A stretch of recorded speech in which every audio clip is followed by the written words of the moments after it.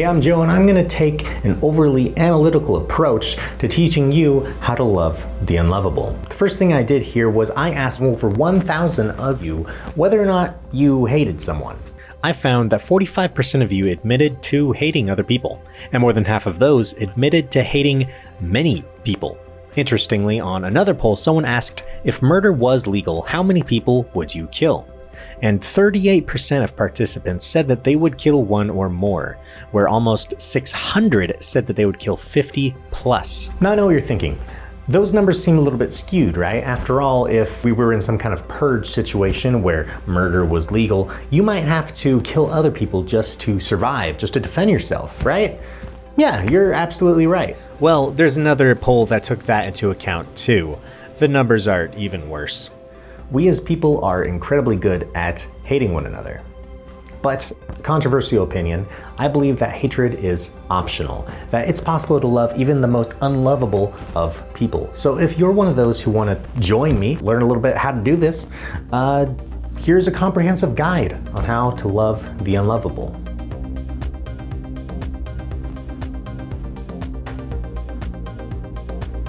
What exactly does it mean to love the unlovable?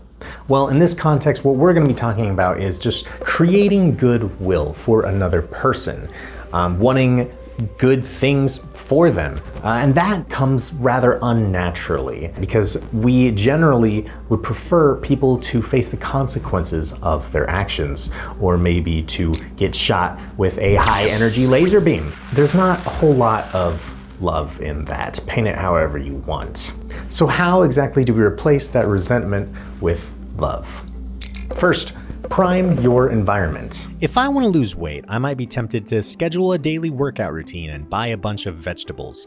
And that's all great, but it won't do me any good at all if my cupboards are full of donuts. It's very hard to outrun a bad diet. The solution may be as simple as just throwing out the donuts. Change the world you operate in to make things easier on yourself.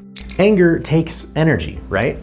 It doesn't just happen. It comes from somewhere, so that kind of suggests that it's not our default state. So where exactly is that anger coming from? Wherever it's coming from, we need to cut it off at its source. Make sure that we aren't just feeding the fire that is our anger and resentment, otherwise we'll never get to a point where we can love the unlovable. So what causes anger? I've looked at a number of prominent sources of resentment, bitterness, anger, that sort of thing. I've collected a list of what I think are the most significant ones. And it's no surprise that at the top of this list is the news. Michael Griffin from Macalester College said this. In the middle of the 20th century, television network leadership believed that providing news was a public service. News wasn't expected to make money for national broadcasters. During that time, CBS, for example, built up a high-quality news division with distinguished journalists such as Edward R. Murrow. Until then, good night and good luck. Opposing Walter Cronkite, who became the most trusted man in America. And that's the way it is. Certainly a far cry from how news is seen today. Whenever a big entertainment company or conglomerate came in, the news divisions had to answer to shareholders and improve the bottom line. For the first time, there was an expectation that the news division had to make money. Then everything shifted to targeted marketing. The ad money moved away from the big networks, and the emphasis for news companies changed. News became just another commodity. News used to be a one nightly broadcast kind of a thing, or a daily newspaper routine, where now it has gradually become this 24/7 news cycle, where we can at any point in time find out anything that's happening across the globe. More accurately, we can find out whatever is going to sell. We're going to find what sells to our demographic, things that rile us up and make us angry. And it's not just TV and newspapers anymore. Now you can find it on your social media feeds as well. Here's a good exercise for you.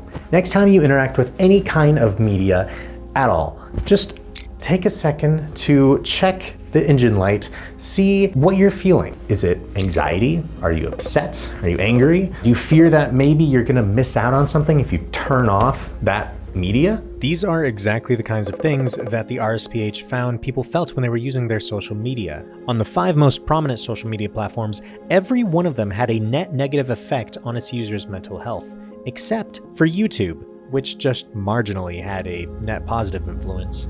turn it off. Unsubscribe from accounts that inspire bitterness. Unfollow accounts that are just going to be negativity in your life. Then you will find it is easier to find rest, peace, and even empathy for others. Above all else, guard your heart, for everything you do flows from it. After that, take a dose of humility.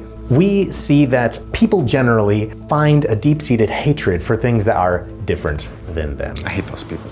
And that's for various reasons, one of which it could be that you see something that you want to be but are not, and so it kind of feeds off an insecurity inside yourself. You're better than me. But more often than not, things we see that are different from us, we see as somehow wrong or inferior. People hate sissies. I hate rich people. You hate normal people. I hate dead people. Prejudice, ageism is on the rise, religious prejudice, racism. And let's admit it, there's probably someone you can think of right now who, walking in just looking the way they are, can make you cringe internally. The reality is that that slice of who they are is not enough to determine the value of their character or their worth. In 1987, Martin Pistorius slowly found himself developing symptoms that would leave him in a vegetative state. I would eventually fail every test for mental awareness. My parents were told I was as good as not there, a vegetable. Since then, most people thought of him as little more than an unthinking money pit. What no one knew was that at the age of 16, he regained full, lucid consciousness. Still, he was trapped in a body that he had no control over. He spent 6 years like this before anyone even realized that he could understand them when they spoke. Eventually, he found a way to communicate and worked his way towards some semblance of a normal life. He talks all about it in his autobiography, Ghost Boy. So, correct harsh assumptions. Let's just think for a second about someone who irritates you, something they do irritates you, or who they are. What is it, and why do you think they are the way they are, or do what they do? If the answer that you come up with doesn't somehow quench a little bit of that anger within yourself, then that answer is probably wrong. Here's a great example from Lord of the Rings for all of you Tolkien fans. Frodo, when he looked at Gollum, this creepy, mischievous, slimy little creature, he said this. It's a pity Bilbo didn't kill him when he had the chance. After carrying the ring for so long, he eventually came upon this realization of why Gollum was the way he was, that being the ring. I've no idea what it did to him. What it's still doing to him. I want to help him, Sam. Why? Because I have to believe he can come back. And redemption did almost come to Gollum. The fact is, change happened, but it wasn't quite enough. And why? What obstacles were in his way? Well, the biggest one that you can probably think of right off the bat is there was a certain Samwise Gamgee who held no compassion in his heart for the likes of Gollum. And don't get me wrong, Sam is my favorite Lord of the Rings character, and a lot of other people, because he's the best. But he has this one fault. He does not have any compassion or mercy for people like Gollum. Paul Griffin said this. At the Black Gate, we find that Sam cannot make a distinction between Gollum and Smeagol, between the being and his demons, old self and new. For Sam's names for Gollum and Smeagol, the two halves of the torn creature, are Slinker and Stinker. Sam doubts everything that Gollum says. It is true that Gollum betrays Frodo and Sam in the end, but it did not have to be this way. Gollum had a path to redemption. Transformation happened. Sanctification might not have been far off. We as readers get to see the reasons behind characters being, people like Gollum and Thanos. But the characters in the story rarely, if ever, get to see that same reason behind the villain's motivation or why they are the way they are. And we take that perspective for granted. In real life, we are as those characters, where those characters will usually just see them as the rightfully hated monsters that they are.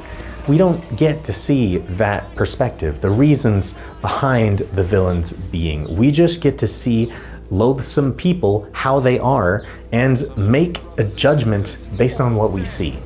And all too often, we just assume the worst. And when you assume the worst, you strip away what makes them a person. You dehumanize them. You forget they have a reason for being the way they are, no matter how bad. So make a habit of grace. no matter how unreasonable it seems. Just give people the benefit of the doubt, because it's better to be naive than to assume the worst and hold on to a bunch of bitterness, creating a burden on you that you don't need or want.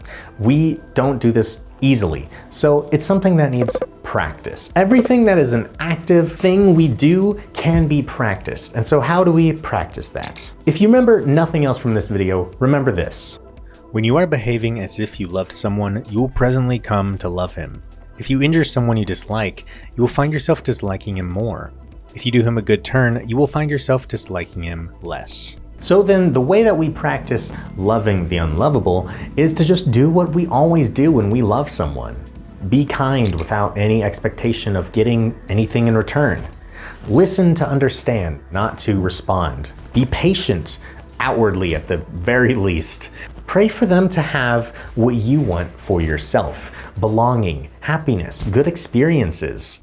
But when we practice something, generally speaking, a good instructor, like a piano instructor, won't just give you drills and scales to do over and over. They will also try and break you out of bad habits. And so we have some bad habits to break out of as well.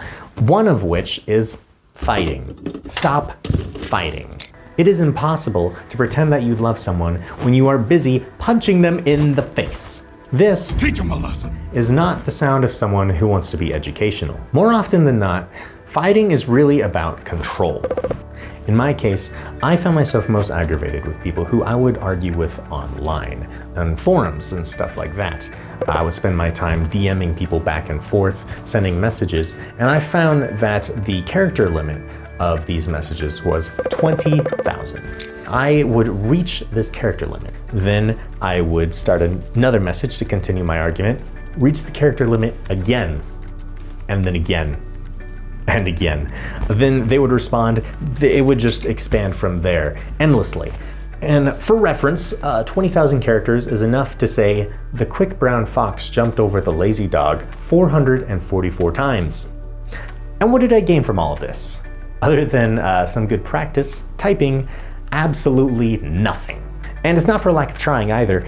Changing people's mind is a very hard, very rare thing, no matter how good your argument is. One study showed, despite people always saying they would be most convinced by empirical evidence provided to them, in practice, most of them said that they actually found personal testimony far more convincing. Vsauce said, "If only people would just use logic and reason, what's happened to the world?" Well, that's a fair complaint if you're arguing over logic puzzles, but the world is not a logic puzzle. We see ourselves as reasonable, logical beings, but the fact of reality is that most of the time we simply are not. We can't, by sheer force of logic, change other people's minds. So the best response here is just to relinquish the need for control, because in reality, we don't have control. We can't have it and we won't have it. N.T. Wright said, "Prayer, if it is to be Christian prayer, cannot be a grasping at control. It is precisely a relinquishing of control to one who is capable of doing far, far more than we can ask or imagine. It is saying, 'Thy will be done.'" Some of you don't want to control or fix anyone or anything. You're just angry. No amount of effort can undo the damage that has been done. And some of you have even found that revenge won't make you feel any better. It'll just deepen the chasm between the two of you. So for those of you who are angry, you have the hardest task ahead of you, and that is to forgive. You may notice that this definition does not entail you forget anything. You do not need to forgive and forget. That, in fact, is actually an English mantra dating back to Don Quixote Friend Ponzo, let us forgive and forget as to our quarrels. And Shakespeare. Forget and forgive. Forgetfulness is not required. Naivety is not entailed by forgiveness. The only thing you need to do is let go of the right you have to be bitter. It says that somebody's president doesn't make them president. So I think everybody wants... But it didn't make any difference with this fire. It's like fireballs in the air that explode. Soap is also not medicine. People are losing their because our industry is shut down. It was a complete disaster on all fronts. You can see white flashes, what appear to be fireworks, going off before the massive explosion. On a Hong Kong side street, I told them Tide Pods look like little gooey candies. And they said no. Easier said than done. And that's not to say that all anger is bad. We need to let ourselves feel angry. We need to let ourselves feel emotions. We have that emotion for a reason. But there is a difference between allowing yourself to feel angry and then being ruled by it, being controlled by your anger. You need to find a balance, hard as that is. Resentment is like a poison we carry around inside us with the hope that when we get the chance, we can deposit it where it will harm another who has injured us. The fact is that we carry this poison at extreme risk to ourselves. And that's not even to talk about all of the worrying medical symptoms that come with harboring bitterness within you for long terms. Because yes, that kind of negative emotion does have a tangible physiological effect on the body. For your own sake, it is a good idea to try and let go of that kind of unforgiveness and bitterness. It's a good idea. In 1968, Kent Keith authored what would become known as the paradoxical commandments, and after I go through a few of them, you'll begin to understand their namesake. Do good, and people will assume that you have selfish, ulterior motives. Do good anyway. Do good, and it will be forgotten tomorrow. Do good anyway. Be frank and honest, and you will be vulnerable. Be frank and honest anyway. People really do need help, but if you do help them, they may attack you. Help people anyway. Give the world your best, and you'll get kicked in the teeth. Give the world your best anyway. People are illogical, unreasonable, and self-centered. Love them anyway.